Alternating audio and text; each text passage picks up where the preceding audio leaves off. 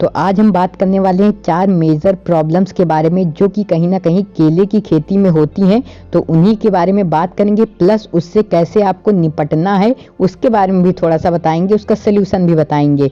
तो देखिए यहाँ पे पहली प्रॉब्लम जो फार्मर को फेस करनी पड़ती है वो आ जाता है कि जो फार्मर है उसे यही नहीं पता होता कि कौन सा फर्टिलाइज़र कब केले के पौधे को देना है। यानी जब से आपने पौधे को लगाया तब से लेके आखिरी तक कब कौन सा फर्टिलाइज़र देना है ये नहीं पता होता, तो इसको हम आपको बताएंगे। और दूसरा आ जाता है हमारा फंगल अटैक की जो केले की खेती में फंगल अटैक होता है, इससे कैसे आपको बचना है, तो इसके लिए कौन कौन सी आप दवा का इस्तेमाल कर सकते हैं इसको थोड़ा सा समझेंगे। और यहाँ पे वाटर शेड्यूल के बारे में बात करेंगे कि पानी देने का कौन सा तरीका सही है, इसके बारे में बात करेंगे। और आखिरी में हम ये भी जानेंगे कि जो फ्रूट साइज है उसको कैसे बढ़ाएं या फिर आप एक अच्छे खासे फल कैसे ले सकते हैं, उनके लिए कौन सी दवाइयों की ज़रूरत पड़ती है, तो उसको भी थोड़ा सा हम यहाँ पे समझेंगे। तो अब हम यहाँ पे बात कर लेते हैं फर्टिलाइज़र शेड्यूल की कि कब कौन सा फर्टिलाइज़र केले के पौधों में दिया जाता है।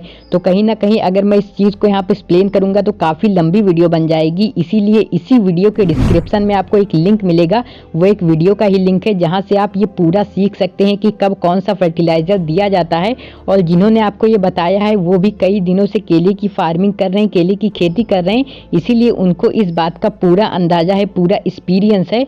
आप उस चीज़ को भी देख सकते हैं और अगर आप उस चीज़ का एक पीडीएफ चाहते हैं तो पीडीएफ भी आपको डिस्क्रिप्शन में मिल जाएगा। तो अब हम यहाँ पे बात कर लेते हैं फंगल अटैक की कि जो केले के पौधों में फंगल अटैक होता है इससे आप कैसे बच सकते हैं। तो इसके लिए मुख्य रूप से 4 दवाइयों का इस्तेमाल किया जाता है जो कि है हमारा बाविस्टीन, साफ, ब्लू कॉपर और टॉपसिक। हो सकता है इन नामों से आपके इलाके में ना मिले तो आप इनका टेक्निकल याद कर सकते हैं। तो अब हम बात कर लेते हैं कि बाविस्टीन और साफ का इस्तेमाल कब किया जाता है। तो जब पौधे को नर्सरी से निकाल कर खेत में लगाया जाता है तब कहीं ना कहीं दोनों जगह की जो मिट्टी है उसका पीएच अलग अलग होता है, तो इसी वजह से जो पौधे की जड़ है उसमें कहीं ना कहीं फंगस आ जाता है और वो फंगस अपनी एनर्जी कहीं ना कहीं पौधों की जड़ों से लेता है, जिसकी वजह से पौधों की जो जड़ें हैं वो सड़ना शुरू हो जाती हैं।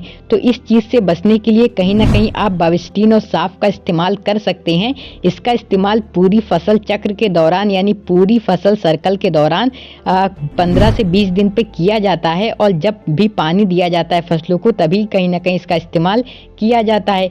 कई लोग इसका इस्तेमाल स्प्रे द्वारा करते हैं, कई लोग ड्रिंचिंग द्वारा भी करते हैं, तो आप इसको इस तरीके से कर सकते हैं। तो अब हम यहाँ पे अपनी अगली प्रॉब्लम की बात कर लेते हैं। तो कहीं ना कहीं जून जुलाई के महीने में जब तापमान काफ़ी ज़्यादा बढ़ जाता है, टेम्परेचर काफ़ी ज़्यादा बढ़ जाता है और एटमॉस्फेयर में काफ़ी ज़्यादा नमी होती है, यानी कि वातावरण में जब काफ़ी ज़्यादा नमी होती है तब केलों के पत्ते पे भूरे रंग के धब्बे अक्सर देखने को मिलते हैं।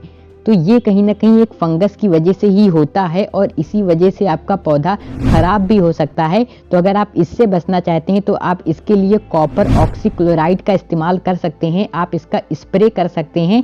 लेकिन एक चीज़ का आपको इसमें ध्यान रखना है कि स्प्रे करने से पहले जितने भी पत्तों में ये फंगस आ चुका है या फिर जितने भी पत्तों में आपको दिखता है, कहीं ना कहीं अगर आप उसे तोड़ के निकाल देंगे तो ये आपके लिए काफ़ी ज़्यादा अच्छा होगा। तो अब हम यहाँ पे अपनी अगली प्रॉब्लम के बारे में बात कर लेते हैं। तो बरसात के दिनों में जब काफ़ी ज़्यादा बारिश होती है तो मिट्टी में काफ़ी ज़्यादा जो पानी की मात्रा है वो हो जाती है या फिर पौधों के आसपास काफ़ी ज़्यादा पानी जब भर जाता है तो इसकी वजह से भी एक फंगस आ जाता है, जिसकी वजह से जो पौधे की जड़ें हैं वो सड़ने लगती हैं।